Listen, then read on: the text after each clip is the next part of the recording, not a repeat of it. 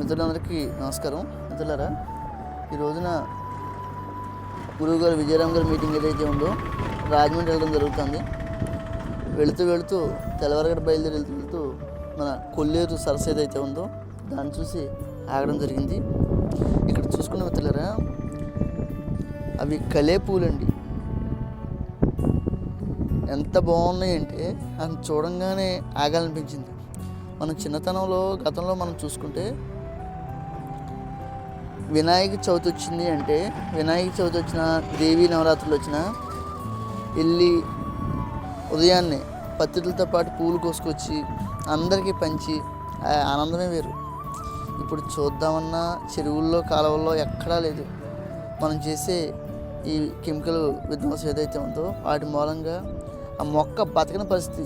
ఇది ఎక్కువ బురదలో బతుకుతుంది మిత్రులారా, మీరు గమనిస్తే.